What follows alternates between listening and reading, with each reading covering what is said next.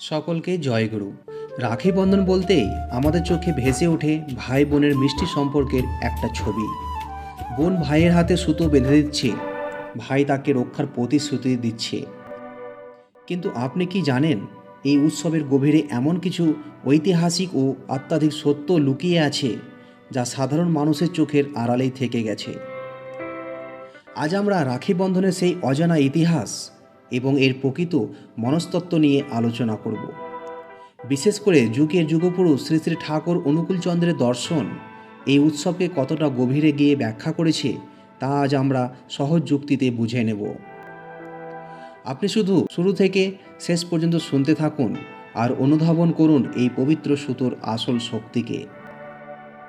অনেকেই মনে করেন রাখি কেবলই মধ্যযুগীয় রাজপুত রানীদের ইতিহাস কিংবা রবীন্দ্রনাথ ঠাকুরের বঙ্গভঙ্গ আন্দোলনের সময়ের একটি সামাজিক প্রয়াস। কিন্তু এর ইতিহাস আরও অনেক প্রাচীন। বৈদিক যুগে রাখিকে বলা হতো রক্ষাসূত্র। তখন কিন্তু কোনো বোন তার ভাইয়ের হাতে এই সুতো বাঁধত না।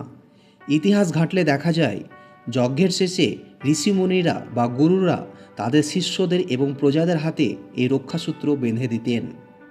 এমনকি দেবরাজ ইন্দ্র যখন অসুরদের সাথে যুদ্ধে যাচ্ছিলেন, তখন তার স্ত্রী শচী দেবী ইন্দ্রের হাতে একটি পবিত্র সুতো বেঁধে দিয়েছিলেন তার মঙ্গলের জন্য।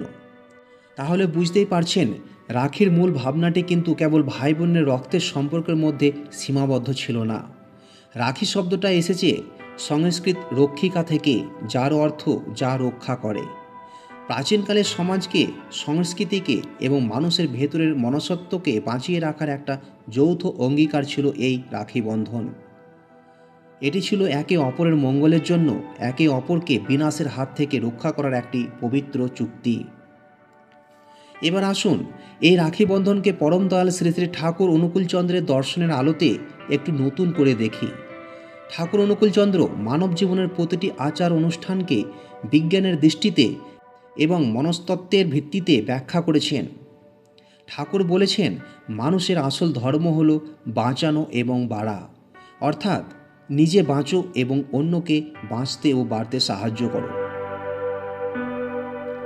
ঠাকুরের দৃষ্টিতে রাখি হলো সেই বাঁচা ও বাড়ার এক অদ্ভুত মনস্তাত্ত্বিক হাতিয়ার। যখন আপনি কারো হাতে একটি সুতো বেঁধে দিচ্ছেন, তখন আপনি আসলে তার অবচেতন মনকে একটা বার্তা দিচ্ছেন। ঠাকুরের আদর্শ অনুযায়ী এই বন্ধন হলো যাজন বা কল্যাণের বন্ধন। মানুষ যখন একা হয়ে যায়, তখন সে দুর্বল হয়ে পড়ে, কিন্তু যখন সে অনুভব করে যে সে কারো সাথে কল্যাণের সূত্রে বাঁধা, তখন তার ভেতরের আত্মিক শক্তি জেগে ওঠে। ঠাকুর অনুকূলচন্দ্র সবসময় সমাজকে একটা অখণ্ড পরিবার হিসেবে দেখতেন। তিনি বলতেন, সৎ প্রবৃত্তির আদান প্রদানই হলো আসল সম্পর্ক। আপনি যখন ঠাকুরের ভাবাদর্শে দীক্ষিত হয়ে অন্যকে ভালোবাসবেন, তখন আপনার চারপাশের প্রতিটি মানুষই আপনার পরম আত্মীয়। রাখি হলো সেই পরমাত্মীয়তার স্বীকৃতি। এটি কেবল একটা আনুষ্ঠানিক সুতো নয়, এটি হলো ঠাকুরের সেই অমর বাণী, আঁচড়ে চড়িয়া চল, বাঁচা বাড়ার ধরম ধর। এরই এক বাস্তব রূপান্তর। এবার একটি অত্যন্ত গুরুত্বপূর্ণ প্রশ্নে আসি, যা আমাদের মনের গভীরে উকি দেয়। রাখি কি শুধুই ভাই ও বোনের গভীর সম্পর্ক, নাকি অন্য সবাইকে রাখি দেওয়া যায়? যুক্তির খাতিরে এবং ইতিহাসের আলোতে এর উত্তর হলো রাখি সর্বজনীন। একে কেবল ভাই বোনের গণ্ডিতে আটকে রাখা মানে এর বিশালত্বকে ছোট করে দেওয়া। হ্যাঁ, ভাই বোনের সম্পর্ক মধুর এবং পবিত্র, কিন্তু রাখির পরিধি তার চেয়েও অনেক বড়। আপনি আপনার শিক্ষককে রাখি বাঁধতে পারেন, যিনি আপনাকে অজ্ঞানতার অন্ধকার থেকে রক্ষা করছেন। আপনি আপনার বন্ধুকে রাখি বাঁধতে পারেন, যিনি বিপদের দিনে আপনার পাশে ঢাল হয়ে দাঁড়ান। এমনকি আপনি সমাজকে রক্ষাকারী ডাক্তার, নার্স বা সৈনিকদের হাতেও রাখি বাঁধতে পারেন।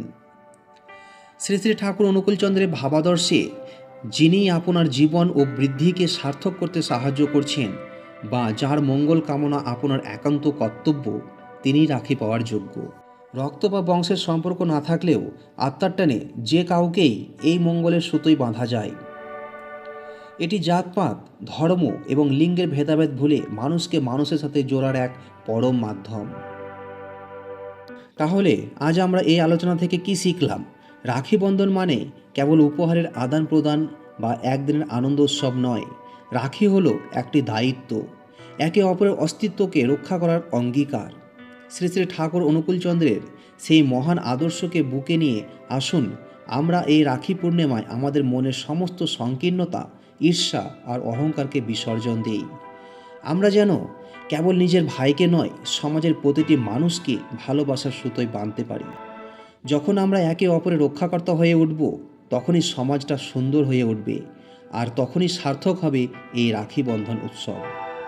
আপনি এতক্ষণ ধরে এই গভীর সত্যগুলো শুনলেন, এবার এগুলোকে নিজের জীবনে উপলব্ধি করার চেষ্টা করুন। আজকের এই আলোচনা যদি আপনার চিন্তাভাবনাকে একটু নাড়া দিয়ে থাকে, তবে ভিডিওটি সবার সাথে শেয়ার করুন। এই অজানা ইতিহাস ও ঠাকুরের এই অমূল্য দর্শন সবার কাছে পৌঁছে দিন। আপনার মূল্যবান মতামত কমেন্টে জানাতে ভুলবেন না। ভালো থাকুন, সুস্থ থাকুন এবং সবাইকে মঙ্গলের বন্ধনে বেঁধে রাখুন। এই বলে আজকে আমি আমার এই আলোচনাটি শেষ করছি। জয় গুরু।